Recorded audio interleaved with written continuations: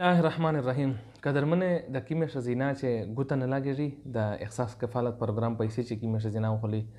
نو دا غریبونه اکثر کله کله ډېر په تکلیف شه دي وچېږي بیا ځکه چې معلومات نه وي به کله نادره دفتر ته دریمي کله بېنظیرې دفتر ته دریمي و چې کوم شی نه ورته پوچر کېږي هغه یادي ته معلومات نه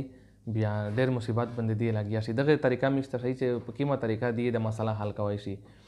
دغه دا طریقه ده چې دغه ښځینه شناختي دا وې ځان سره واخلي که خپل خاوند یې که لور یې که ځای یې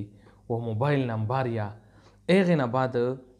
به وې دا یوسي بېنظیرې دفتر ته ګوتې دغه احساس کفالت پروګرام ول شي چې کله په ګوته شي مسله راشي دا په نادره دفتر شي نه ټیک کېږي دا په بېنظیرې دفتر شي ټیک کېږي دغه کمپلیکس چې کوم دا ځکه دفتر ده به وې دغه ځای ته ورشي به وې هغه ځای شي چې کله دغه مسله یې حل کړي او په کومه طریقه ورته حل کوي دا بینک ته ورته وړی د پیسې به هغې نه بعد د بینک په ذریعه وې دې د پیسې راخلي دغه ښځینه خپله ضرورت نشته که درېم یا او که نه درېم یا خاوند یې یا یې لیر یا یې ځای دې شناختي به ورسره واخلي و خپل شناختي یا و یو موبایل نمبر یا به دا بېنظیرې دفتر ته یوسي ازو که دې دا مسله حل کېدای شي بیا ازو که اکاونټ ورته جوړ کړي بینک ته د پیسې ورته وړی به بینک په ذریعه وې دې راخلي هغې نه بعد که داسې ښځینه وي چې د پیسې ورته شوې وي خو هېڅ هغه وفات شوي بیا د هغې پیسې ریستلې کومه طریقه ده هغه دا طریقه ده چې دغه ښځینه خاوند هغه هغې ته اړېدی شي هغې نه بعد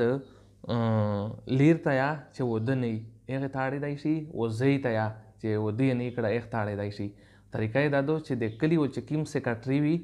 هغې ته به ورشي به د ډیټ سرټیفکیټ جوړ کړي ډیټ سرټیفکیټ مرګ سرټیفکیټ ته وایي که نه هغه سرټیفکیټ به جوړ کړي هغې نه بعد دا سرټیفکیټ به یوسي نادره ته به چې نادره ته یوسي به ازو که دې وله شناختي کینسل کو به چې شناختي کینسل کو بیا کینسلیشن ول پرچه چې کومه ده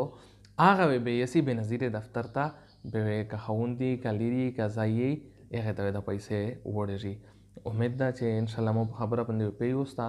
او د میر ول پیج چې کوم دا در سره لایک کړئ او فالو یې کړئ ځکه چې وقتاً فوقتاً میر داسې ویډیو اپلوډ کوي تاسې د معلوماتو دپاره به تاسې ته معلومات میلاویږي او د ویډیو در سره شیر یا کړئ چې کومه کسانو ته دا مسله ورپېښ شي چې هغه به پوه شي موږ تاسې نه اجازت غواړي د الله په امان د ویښتو په مرضونو کې مبتلا خلکو پریشانی ختم شوه سالک تیل او شیمپو چې د چا ویښته غورځي ماتیږي اوږدیږي نه لویږي نه خشکي او خارښت دی نو پریشانی دا کمې خبرې سالک تیل او شیمپو استعمال کوي ویښتو بیماریانې هېرې کړئ